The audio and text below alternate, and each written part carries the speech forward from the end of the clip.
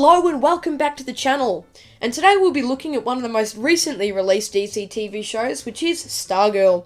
Stargirl follows Courtney Whitmore and her friends as they fight the Injustice Society of America in the small town of Blue Valley, Nebraska. Last week we covered the second episode, so put on your star-spangled attire and make sure you go and watch the third episode, as this list contains major spoilers for Stargirl episode 3. Without further ado, I'm Jagger of JL Oz, and this is 5 Easter eggs from Stargirl Icicle that you may have missed.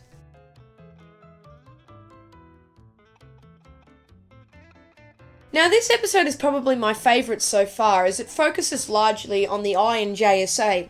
So like most, my first Easter egg will be from the Hall of the JSA. So number 5 is Hoody the Owl. Now Hoody is actually pretty cool because he has a very sad story in this universe. Because Hoody flew through the window of Dr. Midnight's study and injured himself. Dr. Midnight cared for the bird's wounds until it healed, and once he was healed, he called him Hooty and took him as his own pet. And Hoody was even the inspiration for Dr. Midnight to become his own superhero. Now when Dr. Midnight was killed by the ISA, Hoody never knew, and always waits proudly for Dr. Midnight to return, but unfortunately he never will. So that was pretty sad. I was actually, when Pat said that, I was like, damn, that's pretty tough for an owl.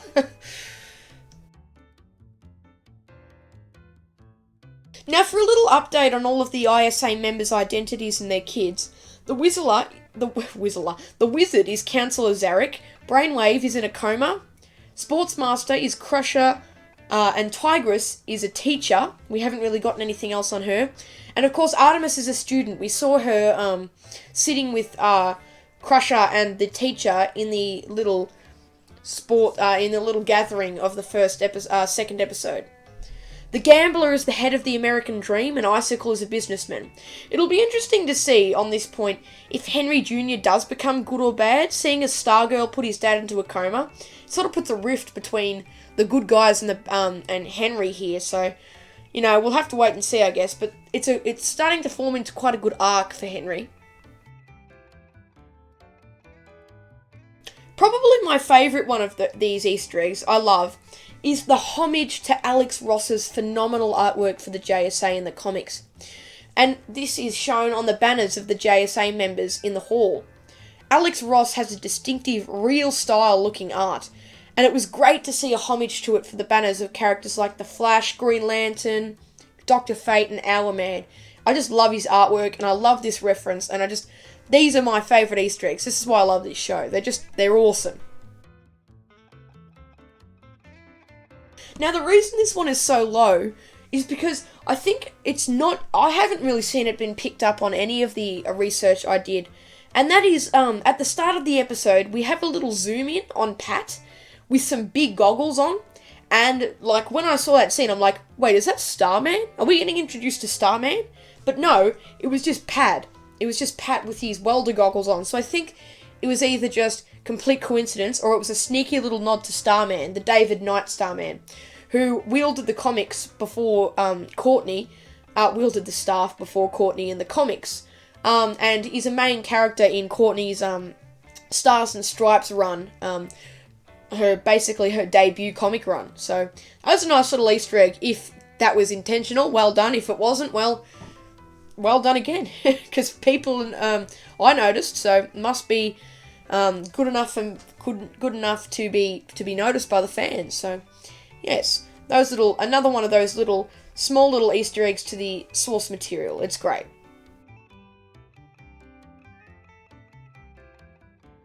And now, of course, at number 1, we have a breakdown of all the items in the JSA hall.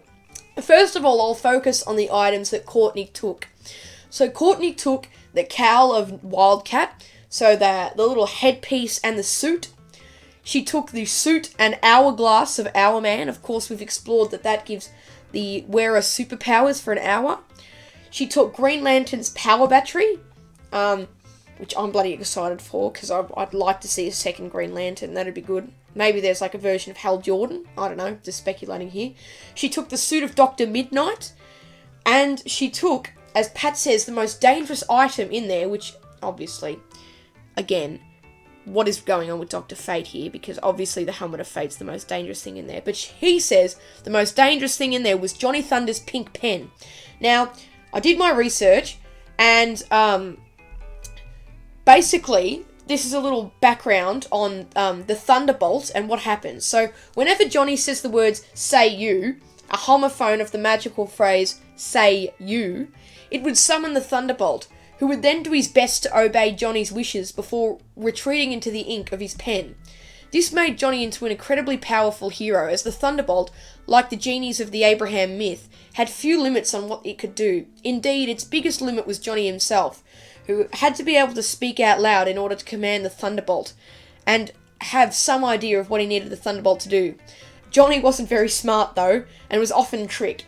So, basically, if Courtney can get the pink pen, if it's got its powers from the comics, if she can get it into the hands of a smart person, she could have a very powerful team member on her hands. And I think the reason she didn't take the Helmet of Fate was it's such a shady character in this universe. Like, first of all, Dr. Fate, and it's been confirmed, Dr. Fate died. That confirmed it in here. Somehow, Dr. Fate managed to die. I've got no idea how. He participated in the battle and he died, which is absolutely weird, out of the question.